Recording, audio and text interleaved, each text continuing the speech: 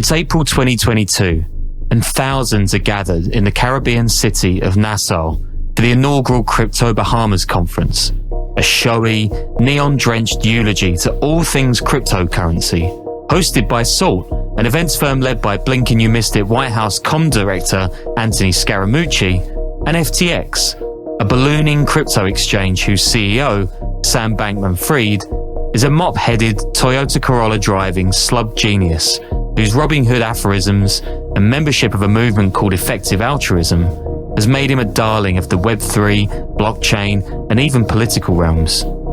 Global names like Andrew Yang, Tony Blair, Gisele Bündchen, Tom Brady, everybody's favourite DJ Steve Aoki, and even former US President Bill Clinton are present at Crypto Bahamas, trying to make sense of stable and shitcoins same as everybody else, but not clueless enough to issue anything other than shining adulations of the tech, the country, understandably, and Bankman-Fried, who most folks now know by his initials, SBF. I'm convinced that we've got a lot of money, energy, and talent behind crypto, and when you have something that's obviously serious, you want to do right by it in the regulatory space. Says the sax playing, cigar inserting, Arcans and Clinton, lending this strange new world a whole other level of respectability.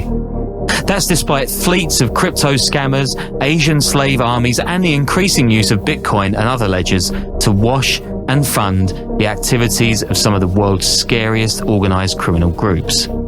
Money talks, especially in the case of pampered ex-politicos, fiat currency. Cracks will appear in FTX's organization within weeks of the mega show. By the following January, this January, Bahamas police arrest SBF after US prosecutors file criminal charges, including wire fraud conspiracy, securities fraud conspiracy, and money laundering. That's another way of saying FTX is a giant steaming pile of crap. And one writer has been there throughout the whole thing, ready to track its and crypto's fall from grace. Welcome to the Underworld Podcast.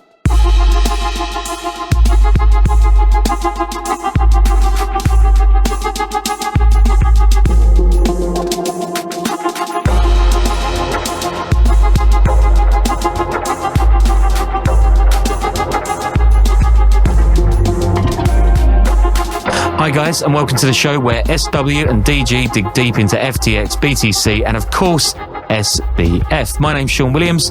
I'm a journalist in Aotearoa, New Zealand, and I'm joined today actually not by DG in NYC, but ZF, or ZF if you're a normal person, also in NYC, an investigative reporter for Bloomberg Businessweek named Zeke Faux, an author of the recently released Number Go Up, which is a wild ride into the heart of the crypto wave, including the wizards, wise guys, and puka shell necklace-wearing bros who've made it into a multi-trillion-dollar sector in just over a decade.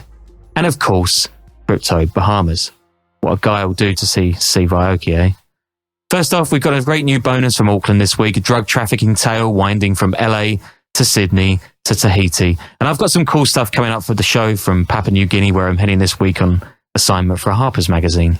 Danny's also working a couple of audio docos to release soon, and we're actually journalists, guys. And as ever, if you can't support the Patreon, please do get stuck right into the IG, the YouTube, the Twitter. It all helps us out a hell of an amount. Like, it really does help.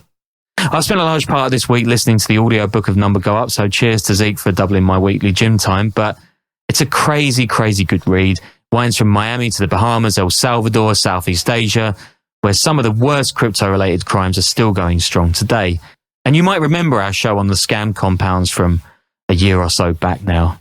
At the centre of all of this, of course, sits SBF, who's currently awaiting sentencing for fraud and conspiracy convictions, and who Zeke actually met for a Business Week feature around 18 months ago, just before the whole house of cards came tumbling down.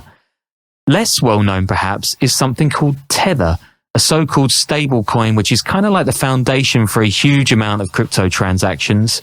We're going to get into the whole grubby thing today. So I know it's late there, Zeke. Thanks so much for joining us.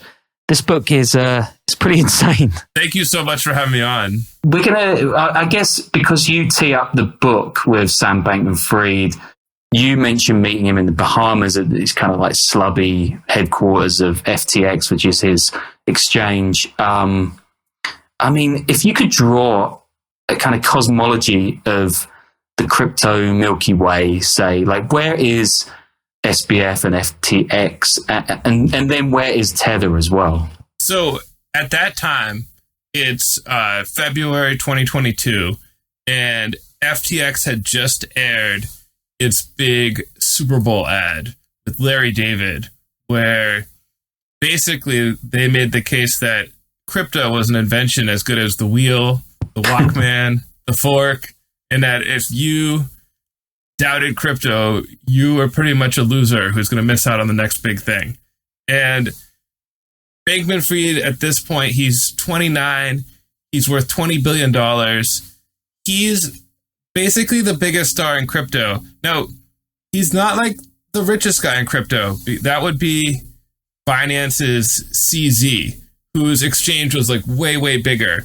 But Bankman-Fried was like the great hope for somebody in crypto who could go legit. He was testifying before Congress. He had just, like a week before the Super Bowl, he had testified before a Senate committee, and they were just fawning all over him. I mean, Cory Booker was complimenting him on his fro.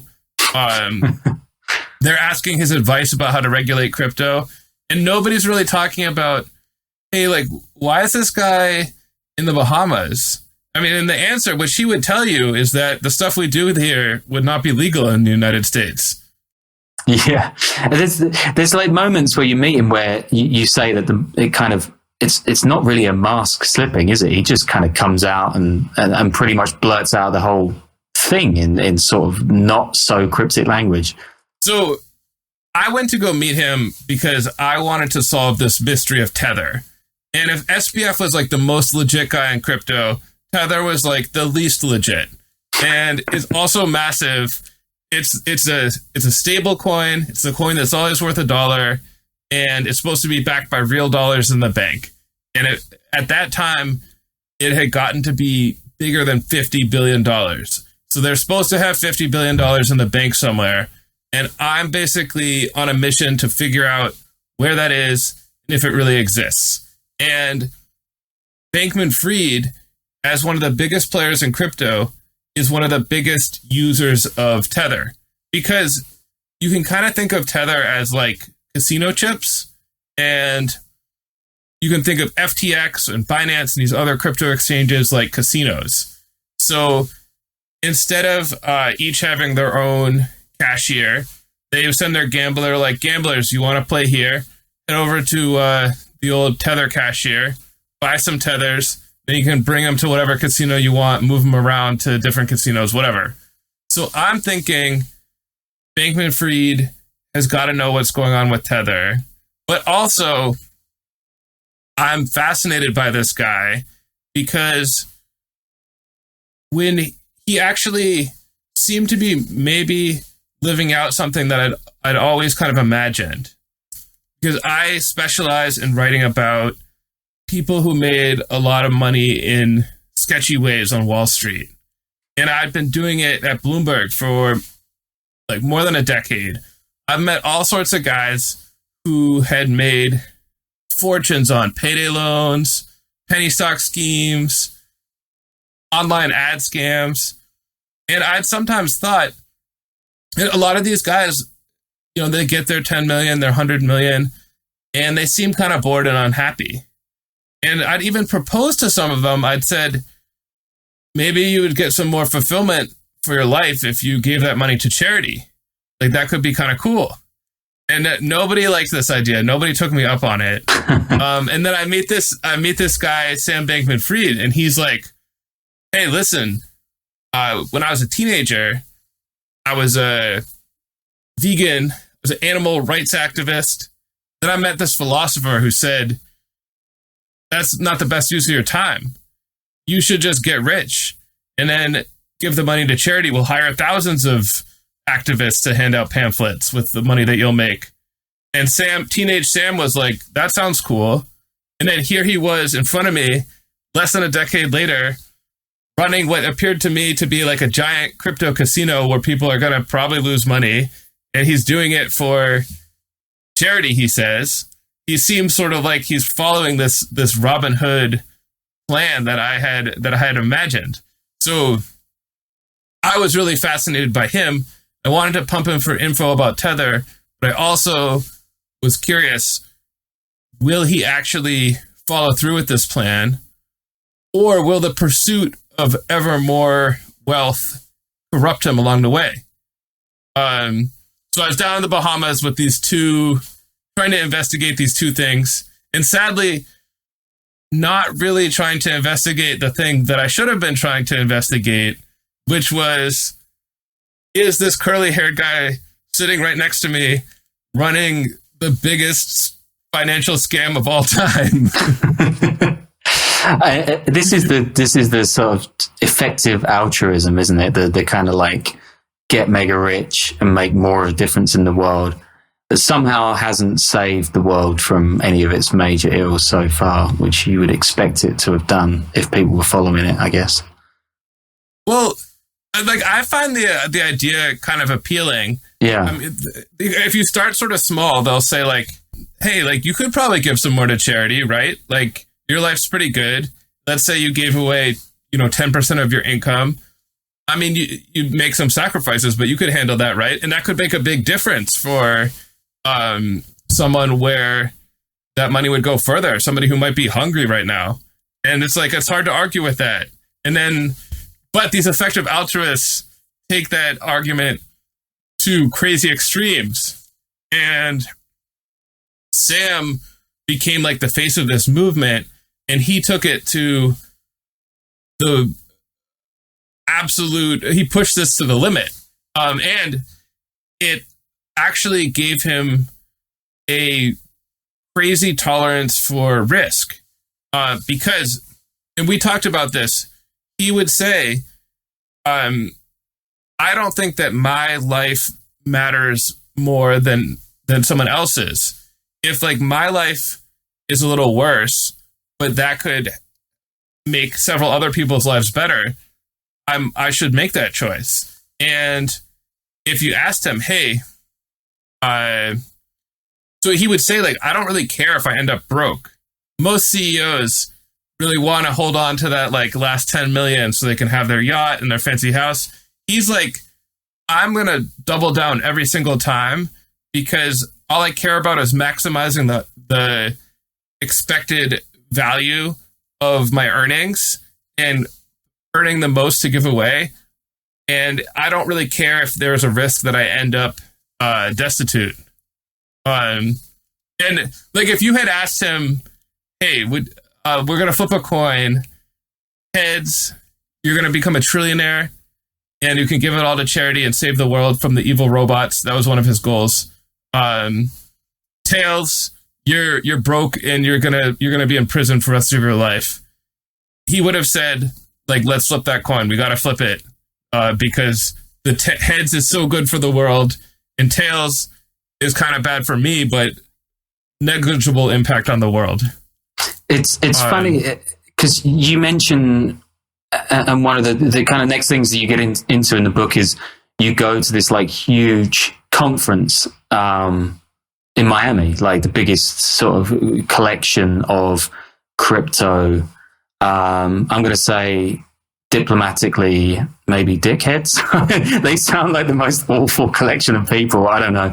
But like, you get like mayors of these cities and like heads of government and people just like desperate to get on board with the crypto riches that are flooding in. And it's a similar kind of message, right? It's like, I'm sure they don't understand what the hell this thing is, but it's like we can divert money to build bridges and solve gang crime or what have you. Like, it's a similar message to that. I mean, Bankman-Fried and his people, it's now come out, like at his trial, some of their internal communications, they were at least contemplating paying off the entire national debt of the Bahamas. Just as like a thank you to the government for passing friendly crypto regulations so that they could move there. And yeah, I think for like a couple of years, it was as if a spell had been cast and the normal rules of the financial world totally didn't apply. And these people I met at this conference in Miami, I heard some of the dumbest business plans that I've ever heard. And I met some of the like sketchiest people that I've met in a career specializing in finding but at that time, these people were amassing billions of real dollars with these plans because all these random cryptocurrencies were going up and up and up and up. And I remember around that time, I went out for drinks with Danny. And we were talking about, he was telling me about NBA Top Shot, which is like a kind of a collectible trading card. Well, it was like you could buy NBA highlight videos on the blockchain, and people were making huge money flipping these. There was a guy in the Wall Street Journal. There was an article about like the top shot trader, and he had made like $20 million. And Danny was telling me the website barely works. It's always crashing. It's hard to even tell. Like it's hard to watch your highlight videos once you buy them. But yet, like there was big money to be had in flipping these. And you had like really legit companies like the NBA just saying, who cares if it really works? Like, this is hot. We don't want to miss out. Like, there's FOMO everywhere. Yeah, I mean, Danny's just bummed that he didn't get his Kawhi Leonard like Top Shot video as well. I think he did pretty well on that. You gotta ask him. Oh, damn. I will. But yeah, it's so the whole world has kind of gone mad. They've been put under a spell by this, Ponzi scheme? I don't know. It's just crazy. Yeah, I mean, I couldn't believe it. I was skeptical of crypto going in, and I sort of thought, kind of like today, if you're not paying that much attention to crypto, you just see some headlines like BlackRock's going to do an ETF, or, Visa is testing Solana payments. And you sort of think, okay, like I think crypto's kind of silly, but it seems like legit things are happening. Maybe there's something there. Do I really want to miss out on like the next big thing? And that's how I felt a couple of years ago. The headlines were different, but the story was kind of the same. But then I get to this conference, and instead of seeing people with plans that made sense, pitches about cutting out middlemen in finance, or making payments easier around the world, you got these speeches from people who are just like insane for Bitcoin, who just like love Bitcoin with their whole heart, and argued that it was going to save the world. And I mean, this is actually a chapter of the book that my mom's an English teacher, and she was reading the book, and she was like, listen, I know every paragraph of this conference in Miami is gold, but you've got to cut like half of this. And it was very hard, but I did. And even now I'm like, I want to tell you a story from the conference, and I'm just like, what do I choose? Just like everything that people said was so stupid and funny. Oh, man. But I think that the craziest part for me in the moment was at the end of the day, there was big problems with the conference, with the food. Couldn't get any food. It was very hot. I don't like the smell of cologne. The whole city reeks. Big problem with Miami. And so I'm in already sort of like a bad mood. And this Bitcoin bro takes the stage at the end, and he's really like laying it on thick. He's sort of acting like a frat bro who's pacing the stage. He's got his hoodie up. He's got like a trucker hat, and he's cursing a lot. And he's talking about going surfing in El Salvador, and it's got something to do with Bitcoin, but I can't quite follow. And then he explains that like Bitcoin is going to save El Salvador. And then he hits play on this video, and it's the president of El Salvador. And the president is like, Bitcoin will now be our official money in our country. And it's real. It's not like some sort of trick. And then the kid comes back on stage, and he's crying. And he's like, this is like one small step for El Salvador, one giant leap for mankind. And then he starts yelling, I will fucking die on this fucking hill. And he's like bawling. And then I look around, I'm just like, what is going on? And instead of laughing, like I see other people in the audience who are also crying because they're so moved by El Salvador adopting Bitcoin. And spoiler alert but I went back to the conference the next year and I had a meeting with the crying guy and I asked him, I wanted to ask him how things were going in El Salvador with the experiment. Natural, like not like a tough question. And I said, so how's it going in El Salvador?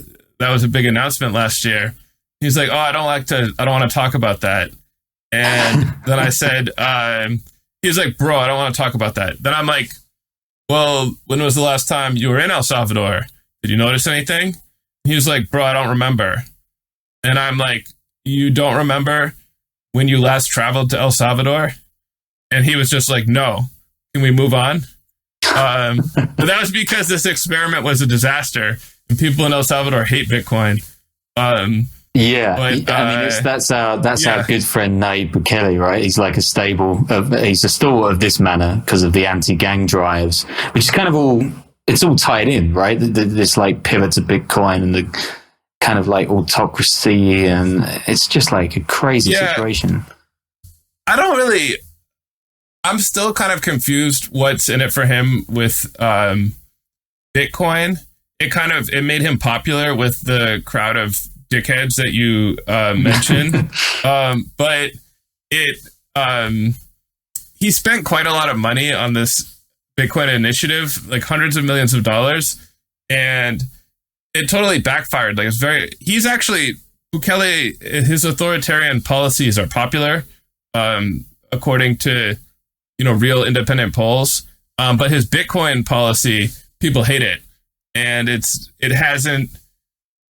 brought in some Western investors, but I don't think, clearly nothing commensurate with the size of his spending on Bitcoin.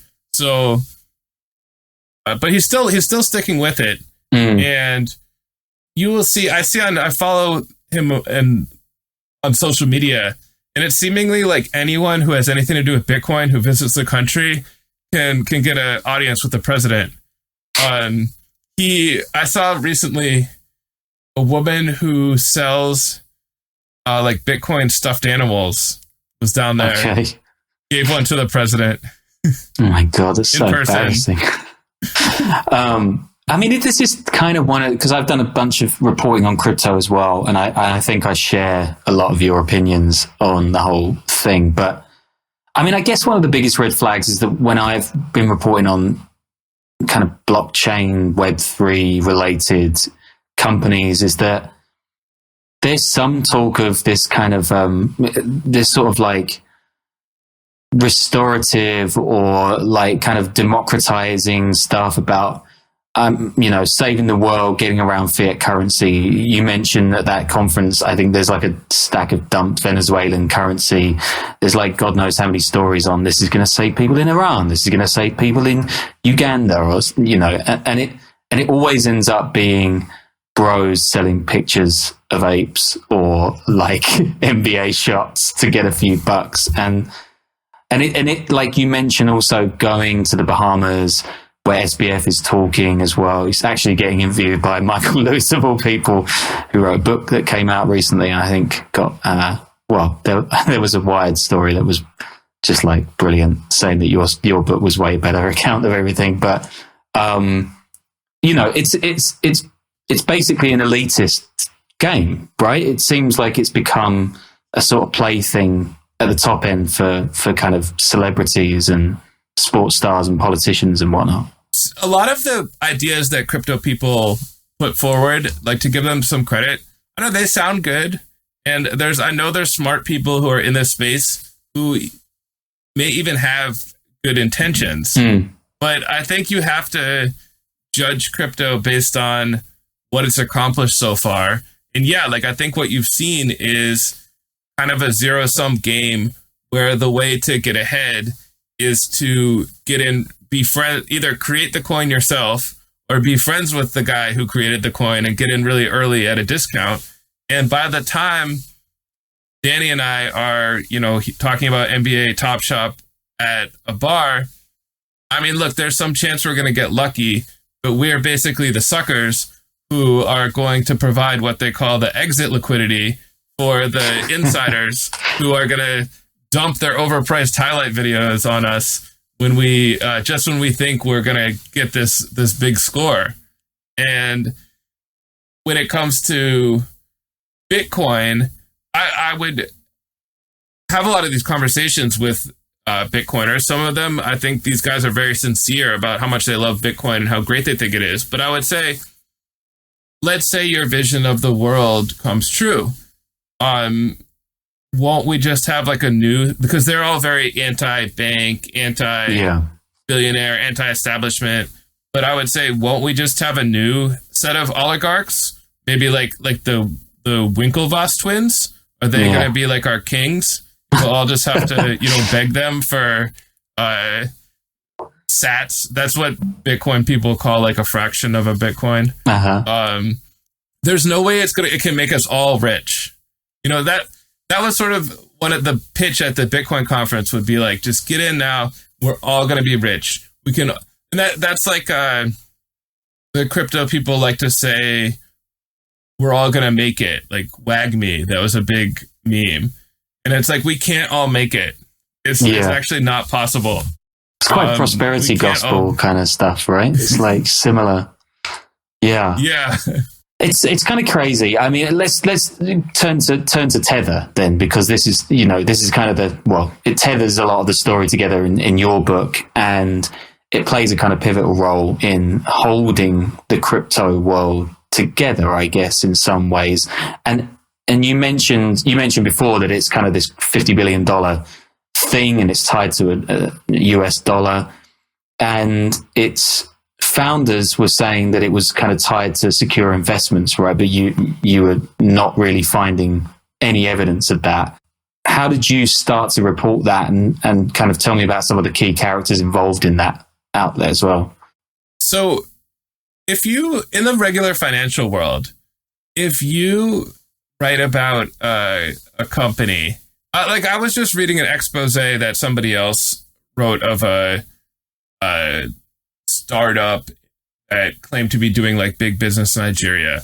And they basically found like, hey, the CEO, he's got this sketchy past, and like, it doesn't look like their factory is actually just like a rendering, that image is fake. They basically, they point out these red flags, and that is often enough to change investors' minds about the company.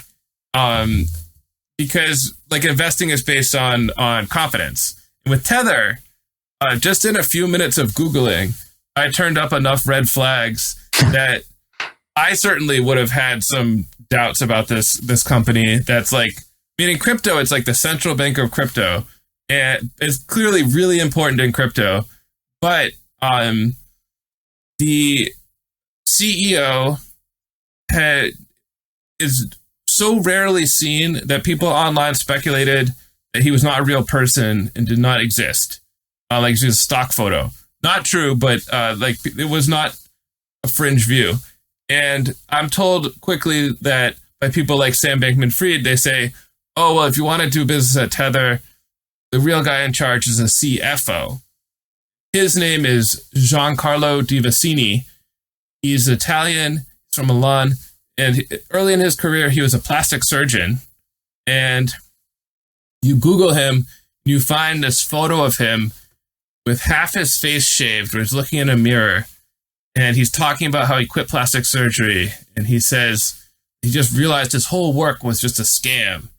And then from there, he got into the import-export, or the import business. He was importing electronics from China, and appeared to be pivot. Operating on the fringes there because he got sued for counterfeiting Microsoft products.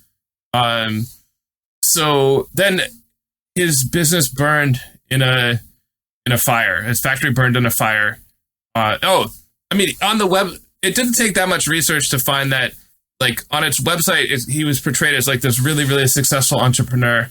But in fact, like, Italian corporate records showed that many of his companies were reporting losses, and like his factory had burned in a big fire. So like, this is the guy that's behind one of the biggest companies in crypto. They won't say where the company is exactly. They had implied it was regulated by the British Virgin Islands, but I shot an email to the regulator and he said, no, what are you talking about?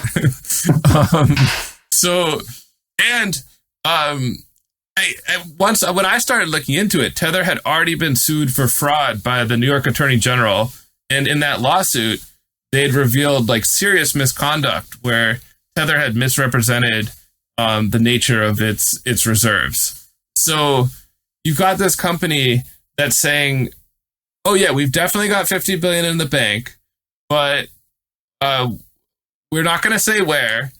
And there's pretty good evidence we've lied about this stuff in the past, and our resumes are really weird. Trust me, bro. Like, yeah, in the finance, and they're not even going to get on the phone to say, trust me, bro. They're just like, these sort of mysterious figures. And this is enough that, like, in the traditional financial world, it's hard to imagine that people would trust them with billions of dollars. It's kind of a pump and dump. It sounds like a pump and dump, right? This whole thing is like just a storefront.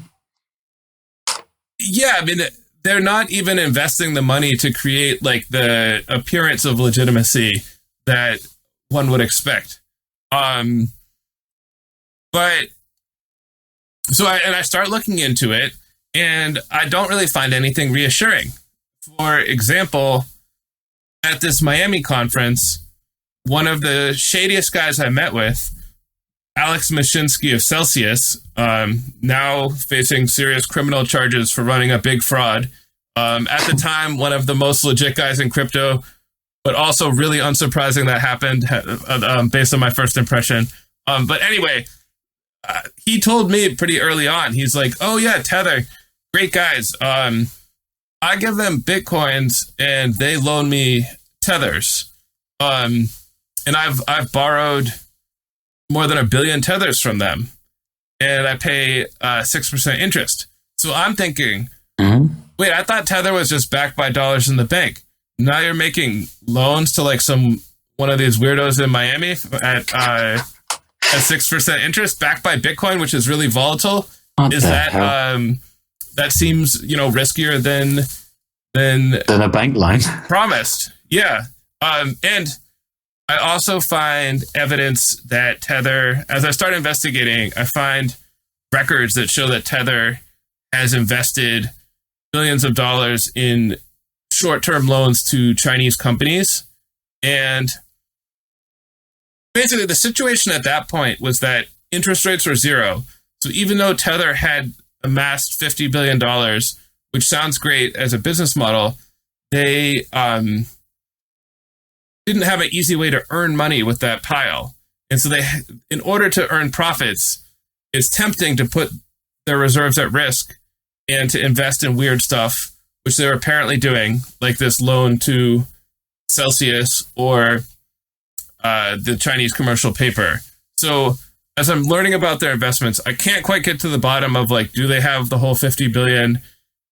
Where are they keeping it? But I find signs that it's like maybe a bit riskier than I had imagined. And plus, as I like get to know the people behind Tether more, they only seem, more mysterious.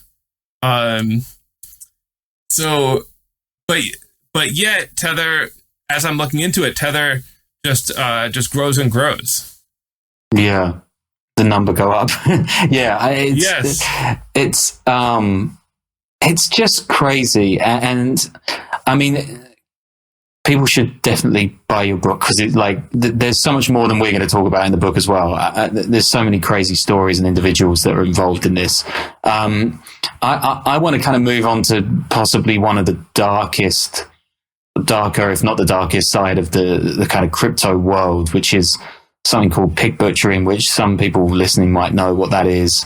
I think we last spoke, what was it, at the start of the year? I think you were just heading out to Southeast Asia to report some of this stuff. And you went on a pretty wild ride around some of the sort of seedier corners of Cambodia, looking for scam compounds that are run by various shady organizations. Well, shady, I mean, they're running human trafficking rings, but you kind of dive into the story when you're out at a bar and somebody called Vicky Ho gets in touch with you. And I'm just going to read what one of her opening gambits is, because I don't know if people would be snagged by this, but she says, "I like to pursue romantic things like a healthy body and the surprise and preciousness of love," which, I mean, that's nicer than most people's opening gambits on Tinder. So it seems pretty legit, but you kind of string her along and find out that she is, maybe a she or a he, but they're working at one of these scam compounds. Tell me sort of what you went to the region thinking you'd see and kind of what you saw, because it sounds like you basically landed and it all just went off. Yes. So I mean, we've talked mostly about like silliness, but as I learned more about crypto, I realized that it is having like a big impact in the real world, just not the one that the crypto guys are promoting to me.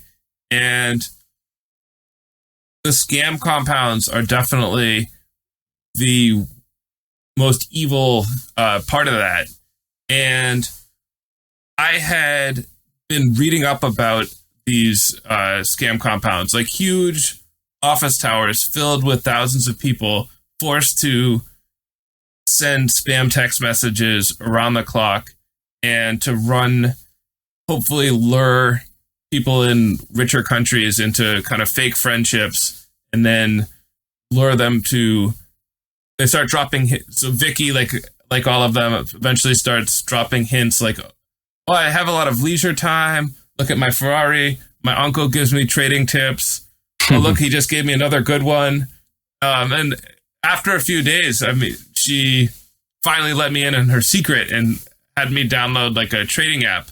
And I had been, because the part of this that I wanted to investigate was that I had heard that a lot of these scams involve Tether, and that, I mean, you could imagine them using any cryptocurrency, but what I'd heard is that they overwhelmingly preferred to use Tether, I was trying to investigate Tether's continued appeal. And one of the theories I'd heard was like, it's great for criminals. Criminals love it. And this is why I'm playing along with Vicky to try and see, will she ask me to use Tether? And sure enough, she did. She asked me to zap her over 100 tethers to her fake trading app. And though I had hoped to figure out like exactly where she was, once I sent her the money and told her I was an investigative reporter, asked her where she was working and if she was being held under like bad conditions, she disappeared. But yeah, I went to Cambodia and linked up with two reporters, star reporters, who had been really early on working on exposing this problem for a local news organization called Voice of Democracy, Mek Dara and Danielle Keaton-Olsen. And legitimately, these two were on it from the start and had written big exposés of different scam compounds around the country. And if they were in the US, I think they would have won journalism prizes, but their reward in Cambodia was literally the president closed their newspaper.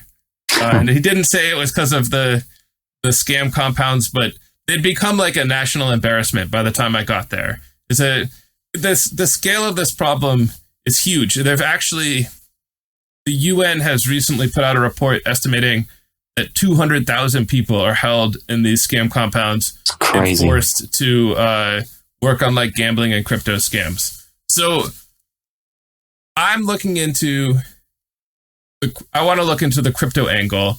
I'm not really sure what I'm going to find out because as I'm not thinking that I'm, going to interview the owners of the scam compounds, or I don't speak the language, or the languages in the region.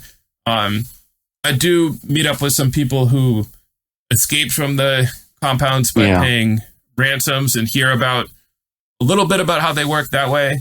But when I'm taking the bus from Ho Chi Minh City to Phnom Penh in Cambodia, and I cross the border and I get out in this like dusty casino town, and I'd seen videos of workers escaping from one of these casinos, chased by the security guards, beaten with batons. And I'd seen investigative reports that showed pretty convincingly that right here was the site of like some of the biggest scam compounds. And right in the parking lot, like next to where the sites that the workers had escaped in the video, there was like this little booth advertising, "We will trade Tether for dollars." And they have the Tether logo on it. And I'm pretty sure that's the first place in the whole world outside of crypto conferences that I had seen the Tether logo. And I just think to myself, like, this doesn't prove anything, but this is kind of, maybe this is a sign that this is what Tether is used for. And then with Danielle and Dara take me to Chinatown in Sihanoukville. And this is the most notorious compound. It's this huge complex that was built as around a casino that hasn't been completed. So Sihanoukville was like this casino town on the west coast of Cambodia, and it sprung up in like the last 5-10 years with all this Chinese investment. And the investment was based around this kind of loophole that they could offer online gambling to people in China over live stream. And this town was it was kind of like a sleepy beach town that was transformed by this huge amount of investment. There were like hundreds of casinos were built, and then there was a crackdown on the loophole, and COVID hit, and the rug was pulled out from all this development. So you go there now, and there's literally hundreds of unfinished skyscrapers wherever you look. And so Chinatown is sort of one of these unfinished complexes. And there's about, I'm going to say like 30 office towers down this boulevard on the outskirts of town. And each of them had held these scam outfits. And some people had estimated there may be like 6,000 people had been held in Chinatown. And workers would they'd jump to try and escape. Dara was very good at like finding social media of people who'd been trapped inside, showing videos of people getting like tortured, forced to scam, trying to escape. And just the stuff you could see on the outside was incredibly spooky. Like stores. So from the street, you could see all the stores on the ground floor had signs in Chinese rather than local language, Khmer, because like the people in this area who had the liberty to go buy stuff were the bosses who were Chinese.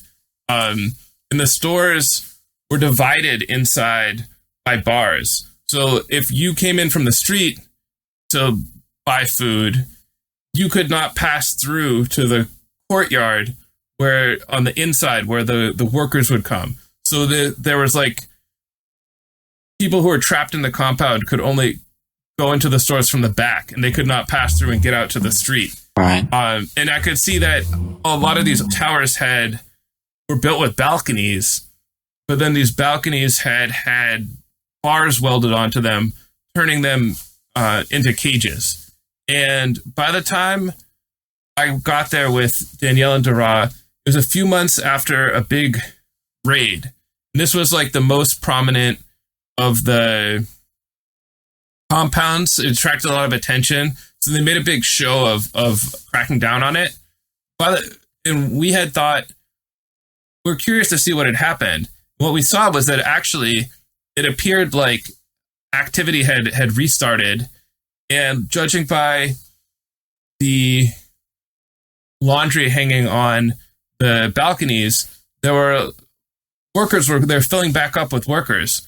And most surprisingly, there was like a hotel I'd spoken to this one guy who had escaped from here, who'd been one of my best informants about what went on at Chinatown. And there was this hotel with kind of a gilded front, like a very nice looking hotel, weirdly surrounded by all these like semi-abandoned, dingy scam towers. My source had said this was a place where the bosses would go and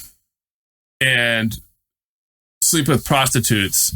But it's this hotel that's like totally deserted in the middle of this really sketchy area, but it's on booking.com and you can get a room there for $100. Like it's open. Wow. And so I decided to check it out, and I knew that I probably wouldn't see that much because most people don't speak English. Yeah. But I went in, and in the lobby, like an 8-foot tall golden pineapple, which was odd. Yeah, a little bit. And I go up these marble stairs to the restaurant, and it's like a giant banquet hall that could you could have a wedding there, but there's very few people eating there. And they appear kind of confused that I'm even there and don't seem to know what to charge me. Mm-hmm. I'm sort of just waved in, and it's kind of like a buffet, and it seems like there's like a bunch of like a couple buff dudes are eating there and watching like really loud TikTok videos, while these other guys who are like their minions come up and talk to them, and they're being handed cash. It's very there's a fridge with beer. You can just go take the beer. There's also a chef. There's sort of like a buffet with like traditional Chinese food. There's a chef who'll make you whatever you want. I'm just sitting there. I'm like, I really wish I knew what was going on. This seems like, who knows what these guys are up to. One of the servers does speak English and starts talking to me. And I said to her, what's with this hotel in the middle of what's with like these weird towers around here? I'd seen workers passing through this gate. It seemed like heavily guarded. It was very odd. And I'm asking the server about this, and I'm like, why is nobody at this hotel? Why is it so heavily guarded? And she's like, well, don't you know this is Chinatown? And I'm like, no, I don't know. Please inform me about Chinatown. And she says, well, like the people that work here, they can't leave. And wow, okay. I make like a very bad face, I think, because then she says, oh, don't worry. The staff of the hotel, we have our freedom.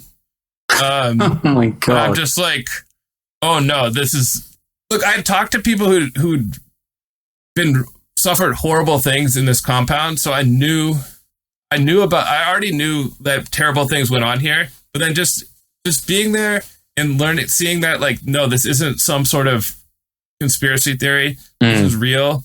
It was truly shocking. And right at the entrance to Chinatown, there was a shuttered currency exchange, just like that other one I'd seen, that advertised on its wall, "We'll trade US dollars for your tethers right here." So So it's just all out in the open. No one really cares about hiding it. I think you mentioned that a lot of the kind of like political grandees are either in on it or profiting from it in some way. So there's very little kind of political movement against it. And you also mentioned about Hun Sen, the leader of Cambodia. He's had a pretty crazy crackdown on the freedom of press in the last couple of years as well. I think he handed over the reins of power to his son. So kind of like a juche thing going on there. Yeah. I mean, because obviously my question for Dara and Danielle was like, shouldn't we do something about this? Like, what is there someone that we can tell? And they said like the police don't care, and that when they do raid these places, they will often arrest the workers on immigration violations, and that the true bosses do not get in trouble. But it seems like the situation, it's hard to know from afar. It seems like the situation has been changing a bit lately. There's been a number of arrests of Chinese criminals who run these places. It appears like China no longer tolerates this. The government even allowed the release of a movie called No More Bets that dramatized this idea of people being tricked into going to take jobs at scam compounds. And it was like the number one movie in China. There've been a few movies about this. So it's clear that they're trying to spread the word about that scam compounds are bad, and that that this won't be tolerated anymore. But the biggest compounds now are in Myanmar, where they're like beyond the reach of law enforcement. Right. Something I know a bit better about that country than down in Cambodia, and how, like massive drug cartels and illegal gambling operations just able to go completely under the radar, guarded by one of the billion different rebel groups that's fighting for land in that country, or just sheltered by the government, right? With recent military coup and all kinds of corruption going on there. Yes, and I haven't been able to make sense of these reports yet, but there's reports now that some of the scam compounds that had been sheltered by the government are now under attack by rebel groups. And right. Some of the scam compounds are dispersing to other locations in Myanmar or other places around the region. And now, if you are someone who's into crypto and you're listening to this, you are probably thinking, what does this really have to do with crypto? Like, why are we talking about this? This is like clearly terrible, but it's not crypto's fault. And this is something I thought about a lot. And what I found was that, look, these kinds of scams, they certainly did exist before. Like, we can remember like the Nigerian prince email scam, which is kind of similar. But in the past, in order to receive the money from the victim, the bad guys needed to have money mules in the US who could open bank accounts in their name, and that opened them up to risk. Like, even if you get some sort of patsy to accept the money, that person might know who you are. They could get arrested, and that's like a clue to go off of. And if you're making people send international wire transfers, that's going to raise all kinds of red flags at the bank too. With Tether, I was able to go on a crypto exchange, easily acquire the Tether I wanted to send to my scammer Vicky Ho without raising any red flags. And once I send them to her, she just has to give me her 32 random character address. I zap them over. I've instantly sent money from the US to likely like a Chinese gangster in Cambodia. There's no refunds. And were I to give the police Vicky's address, they would not be able to glean any information from that. Even Tether, the company, does not collect Vicky's name or address. So, and I spoke to a Taiwanese human trafficking investigator, a police officer from Taiwan, and he said, like, what you would expect. He was like, yes, this is making my job a lot harder. When the criminals use banks, we would get different clues. Now they're using Tether, and it's much harder to track. That's, in fact, why they're using it. He said that some of the gangs, the Taiwanese gangs, would even buy and sell the workers, the trafficked workers, for Tether. And so there's no allegation that Tether, the company, has any relationship with these criminals, but they've created this system that makes crime easier and is making it possible for this to happen on like a huge scale. People are sending billions of dollars, and people are losing billions of dollars to these pig butchering scams, and that's why these huge compounds are set up to run them. And I think that crypto has like supercharged this, and these types of scams are kind of age old, but they wouldn't be possible on this scale without this semi-anonymous way to instantly move money around the world. Yeah. And I found that I think if you create a startup, it's sort of on you to know how your company is impacting the world. And if that means that if your product is really popular with gangsters who are doing human trafficking and running scams, then maybe you should consider whether there's something you can do about that. But I found it again and again in crypto that the people who created the products were not putting any thought into what the real impact was. Like another one that I looked into was Axie Infinity, this really popular game that like became like a national craze in the Philippines. People were quitting their jobs just to play this game all day. Naturally collapsed, like NBA Top Shot, and real Filipino people like lost their livelihood. And they did not get any sorry from the creators of this unsustainable bubble. And that was a Vietnamese company as well, right? Axie Infinity, or was it? Yes, Sky Mavis, the company behind Axie, based in Vietnam. One of the founders is Vietnamese, and then there were a couple Westerners who were also founders. And amazingly, this was one of the. There's sometimes in crypto where I would just be like, I can't believe this is real. And this was one of them. Axie Infinity got hacked for $600 million. That was not the cause of the collapse. It was just sort of like adding insult to injury. So it was like a Pokemon-ish game that got tons of people in the Philippines playing.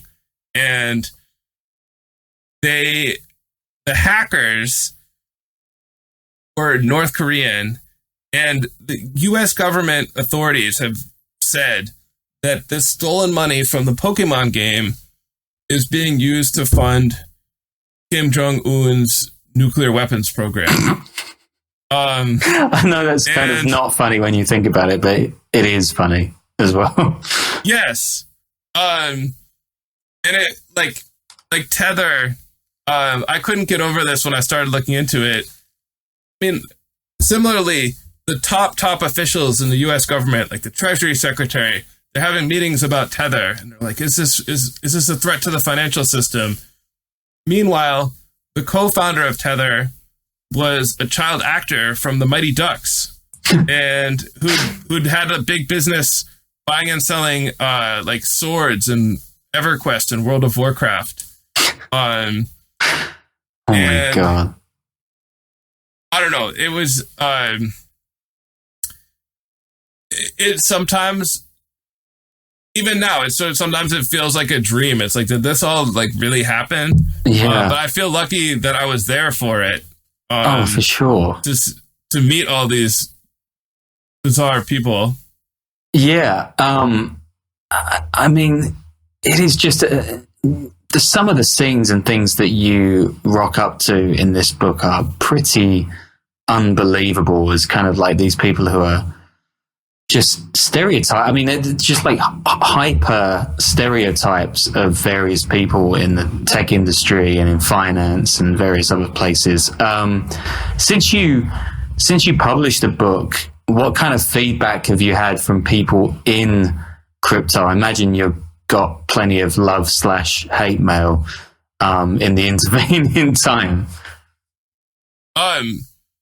It's actually been very surprising, and I was expecting more hate from the crypto people, and I even thought that this might help market the book, like if they were talking about it. But I've gotten almost no hate, and actually some really nice notes from crypto people. One person told me that they hoped I stayed in crypto because crypto needed someone like me to make fun of them. And I just got a note from a blockchain developer in the Middle East, and he said that my book is a nuanced description of what happened in the crypto space, and he asked for my crypto address so that he could send me money, which I cannot accept. I can't accept any donations or anything like that, so I did not give it to him. But I appreciated the note, and I think the thing is, a lot of people in crypto are smart. They can see that the last couple of years were a total disaster, and even if they are hopeful about the future of their industry, it's still kind of, they can see that what happened recently was absolutely crazy, which is that all the coins pretty much crashed.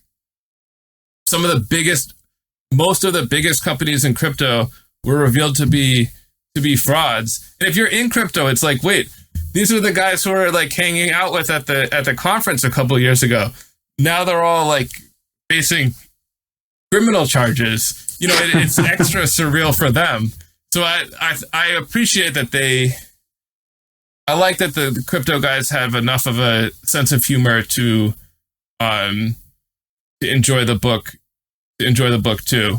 Yeah, I mean, there's no question in the fact that, like, it comes out of the financial crash in 2008, and there so many people become disillusioned with, you know, global finance outright because one, the banks got bailed out, and two, no lessons seem to have been learned from it in many ways. So that, you know, the crypto movement comes out of I guess a lot of valid criticisms of financial systems. I guess it's just like any innovation that is prone to be hijacked by sort of very human elements of greed and sort of aggrandizement and other things that come along with any movement, I guess.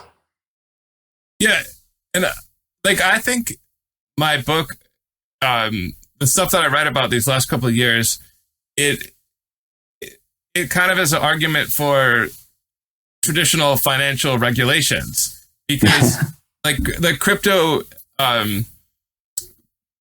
has been saying like these regulations are holding back innovation, and they've got a whole case that sounds pretty good about how the regulations have like entrenched these middlemen who are earning trillions of dollars, picking our pocket every time we swipe our debit card.